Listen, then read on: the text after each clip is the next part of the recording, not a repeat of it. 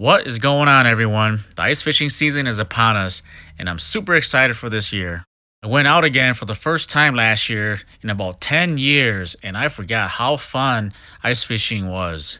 So I'm super excited, super pumped, can't wait to hit the ice. The problem is I don't have a flasher. I thought about going out to buy myself a flasher, but I just so happened to buy this Lowrance Hook2 triple shot for my kayak this past fall, and I never got a chance to take it out, so I thought to myself, maybe I can use this unit as my ice fishing unit. So I started looking online, started doing some research, and sure enough, there's a ton of people that are using their open water units as their ice fishing units as well. And so in this video, I'm going to try and turn this into this, sort of.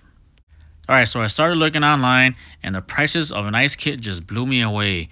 Just this ice kit alone, with just a battery, 2 plastic tackle boxes, a bag, and a mount or carrying handle, is going to cost me about $270, which I did not want to pay that type of money.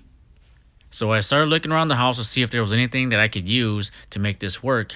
I had just bought this cooler for my hunting and fishing trips to keep my food and my drinks either cold or warm. And then I thought to myself, this is going to work. This little cooler here has some of the features that I think for sure are going to protect my equipment. I needed something that was going to be somewhat waterproof, small enough to carry around, but also have enough room to carry all of the things that come along with the unit. This thing comes with a hard liner insert and also this plastic shelf here that has a bunch of holes in it that I think is going to work perfect for all the cables. So this is just going to be a quick overview of the bag. It seems like the outside of the bag is made of quality material.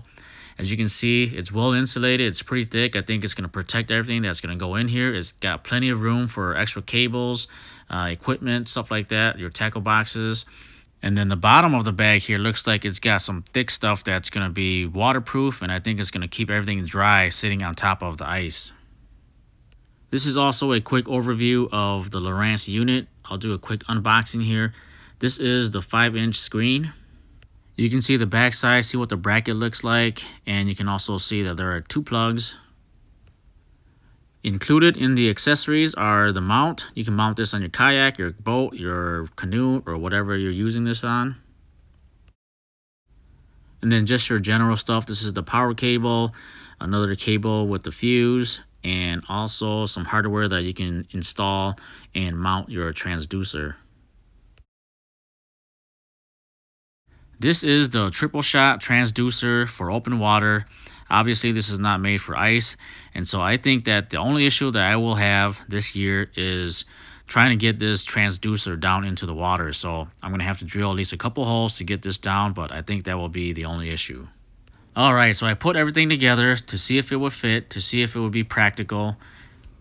You can see that after putting in the battery, there's still plenty of room to put your extra cables, tackle boxes, drinks, snacks, whatever you want to bring along. This plastic tray here works perfect for the cables. You can just thread your cable through one of the holes and then just set up your unit. And I was going to build a mount so that I can mount the unit to it, but I found that just setting the unit on top of that plastic trailer works just as well. Unless you are running on the ice, I think that just having the unit sit on this shelf, stationary fishing is going to be just fine. So here's what it looks like after it's all said and done, and I think that it actually looks pretty cool. Another good thing about this is when I'm done ice fishing, I can still use this as a cooler. And it'll also work for any unit. It doesn't have to be the Lowrance. It could be a Humminbird, Garmin, or whatever unit that you have. When you are ready to call it quits, all you have to do is take apart the mount, put everything back into the bag, close it up, and you are ready to go.